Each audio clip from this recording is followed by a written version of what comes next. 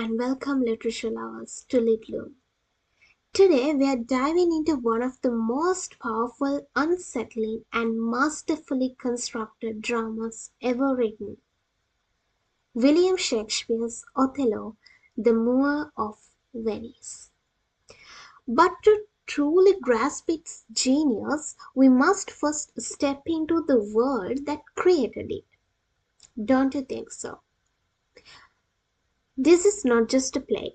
It's a product of the Jacobean era, the period after 1603, following the death of the great Queen Elizabeth I.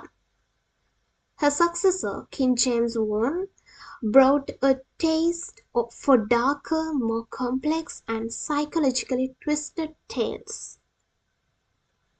The theatre evolved from the grand, history-focused plays of Elizabethan age into something more intimate, more cynical, and more obsessed with the demons within.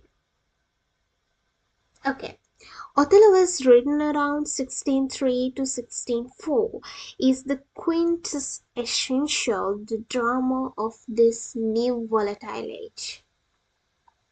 Now, why is Shakespeare the man so monumental? In an era where playwrights were prolific, he stood apart. That's why he is so monumental. Of his 37 to 39 surviving plays, he didn't just write, he invented. He expanded the English literature by thousands of words. He gave us the psychological soliloquy and he perfected dramatic forms. So, what is his specialty? He takes universal human passions like love, ambition, jealousy, power, and place them in a pressure cooker of plot and poetry. His dramas are blueprints of human soul, and in no play is this more devastatingly clear than in Othello. Let's talk about the genre of Othello. Othello is a tragedy, but of a very special kind. Okay, now forget about the princesses and the kingdoms. This is a domestic tragedy.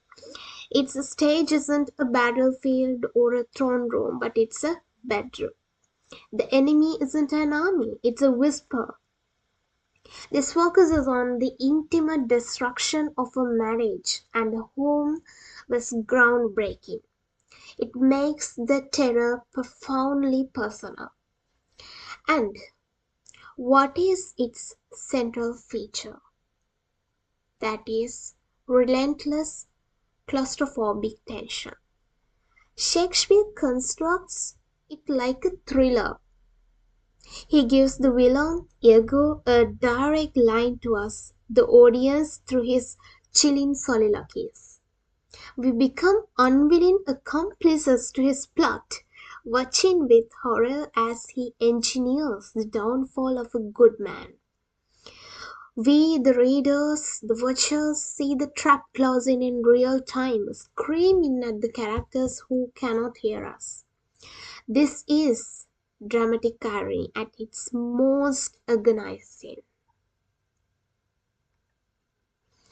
Here's a rough story, but with the crucial context a literature lover needs. Okay, Othello is a celebrated general, a Moor, a black man in this sense, who services in Venice. He's a powerful, respected person, but an outsider. He secretly marries Desdemona, who was a Venetian noblewoman who loves him for his stories and his soul. Okay, Iago, when talking about him, he was Othello's ensign. Passed over for promotion, he conceives a hatred so profounded it can only be called motiveless malignity. His plot is terrifyingly simple.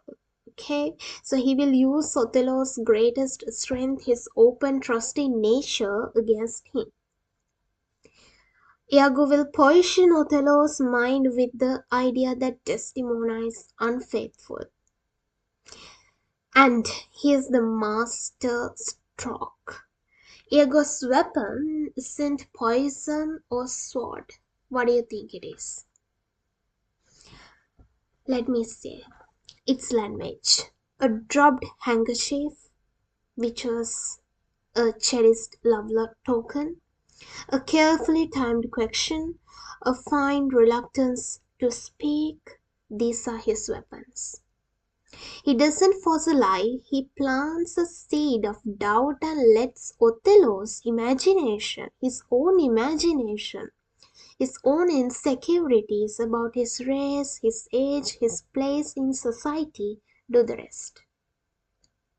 It turns Othello the general into Othello the prosecutor, and finally, Othello the murderer.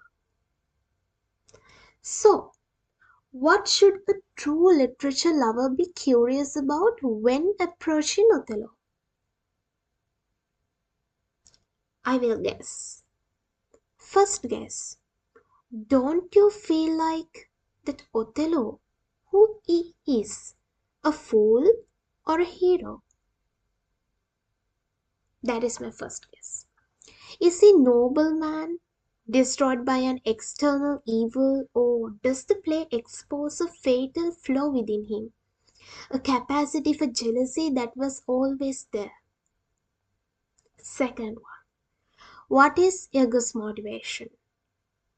Is it wounded pride, envy, a philosophical hatred for goodness itself?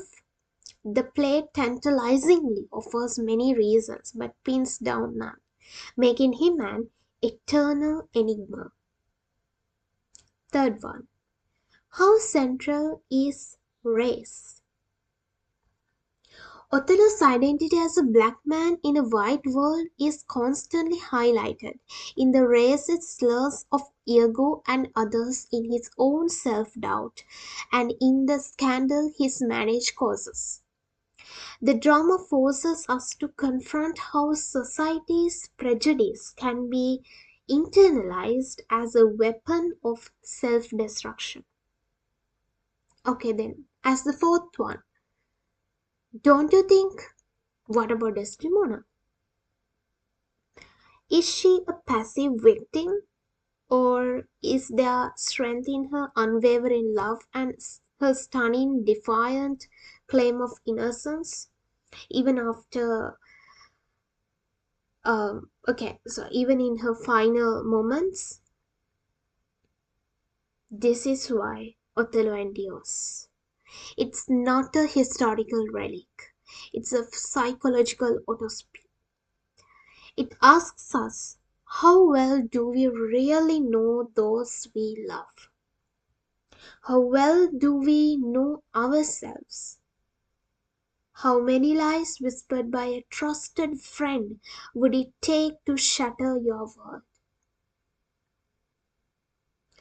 Shakespeare's genius was to take a simple, sensational story and forge it into a drama that probes the deepest anxieties of the human condition. Othello is a masterpiece of a structure, a symphony of poetic language, and a mirror held up to our own vulnerabilities. So, in the upcoming videos, we'll break it down act by act, line by line on LitLoom. We'll explore Iago's mesmerizing soliloquies, Desdemona's heartbreaking willow song, and the tragic final collapse of a great man. But for now, the curtain is rising, the stage is set in Venice, a general is in love, and his trusted friend is smiling. Subscribe and hit the bell icon to follow this deep dive into one of the literature's greatest dramas.